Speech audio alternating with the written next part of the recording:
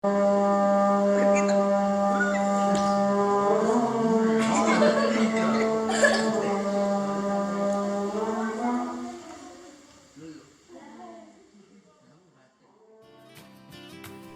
Bundil Wuning adalah salah satu masjid yang terletak di Desa Wonorejo, Kecamatan Gumber-Kembal, Kabupaten Tulungagung. Dibangun sekitar tahun 1900-an dengan tanah milik pribadi yang bernama Bapak Kiai Haji Tarmuji, yaitu seorang dari arah barat yang merupakan salah satu pasukan di Diponegoro.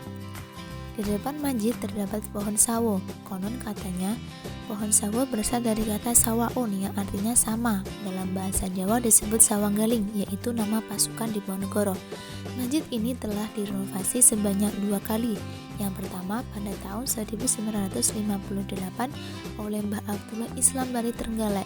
Beliau membangun 2 masjid, yaitu di Bundil Wuning dan yang satunya di Desa Wajak Kidul, Kecamatan Boyolangu. Dan pembangunan yang kedua dilaksanakan pada tahun 2017.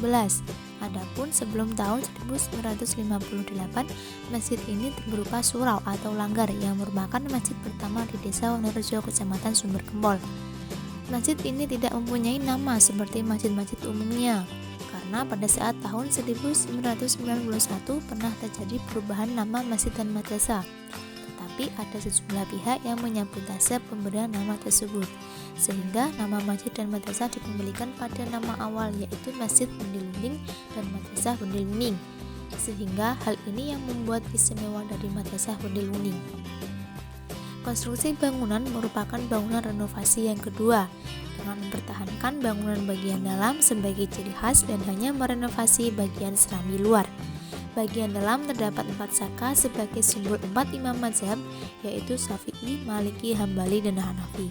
Pada dinding bagian dalam juga masih dijumpai tulisan-tulisan yang berdasarkan sejarah masjid. Jumlah mihrabnya ada 3, bagian tengah untuk tempat imam, bagian kanan untuk khatib, dan bagian kiri digunakan untuk baiat jamaah thariqat Naqsyabandiyah. Dahulu masjid ini digunakan sebagai tempat pondok pesulukan, tapi setelah Kiai Haji Jazuli wafat pada tahun 1989, masjid ini tidak digunakan pondok pesulukan pembaitan dikarenakan tidak adanya penerus. Peninggalan yang masih ada yaitu berupa kentongan ukir dan beduk.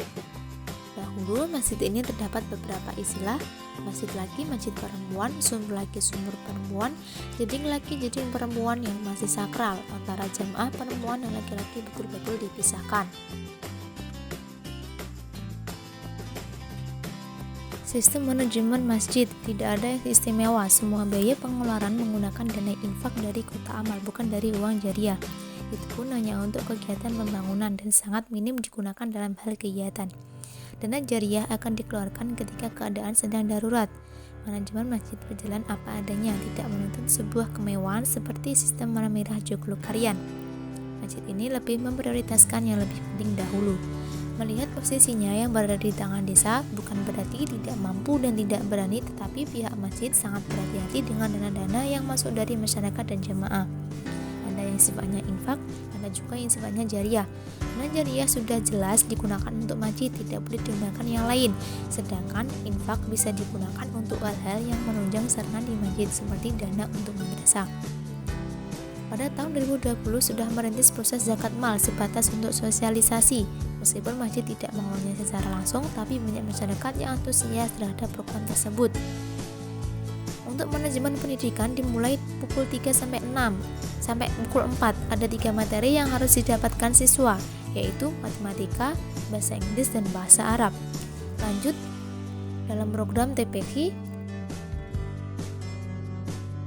keunggulan masjid merupakan masjid tertua di Desa Wonorejo, Kecamatan Sumber Gempol, Kabupaten Tulungagung. Masjid tidak diberi nama seperti masjid-masjid utama lainnya. Terdapat 3 mihrab yang biasanya hanya terdapat 2, yaitu tengah untuk imam, yang kanan untuk khatib, dan yang kiri untuk baiat.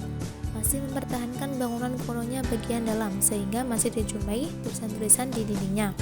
Adanya program penyaluran zakat mal, adanya sistem pembelajaran umum selain TPQ dan kitab.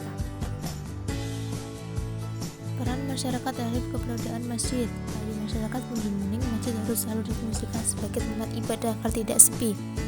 Terdapat banyak jadwal tentang kegiatan-kegiatan yang ada dalam masjid, mulai dari anak-anak, ibu-ibu dewasa, hingga remaja. Masyarakat juga berkomitmen untuk tidak merubah arsitek kuno pada bagian masjid agar tampak lebih indah dan kuno. Masyarakat juga telah melakukan berbagai renovasi pada bagian luar agar masjid bisa lebih kokoh dan luas sehingga jemaah nyaman berada di masjid ini.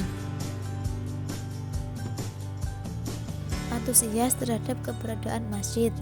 Ada dua kegiatan yang sangat menarik bagi masyarakat Desa Bendil Wuning, yaitu adanya pembacaan kitab kuning bagi para ibu-ibu dan bapak-bapak dewasa. Yang kedua yaitu adanya sistem pembelajaran umum bagi anak-anak.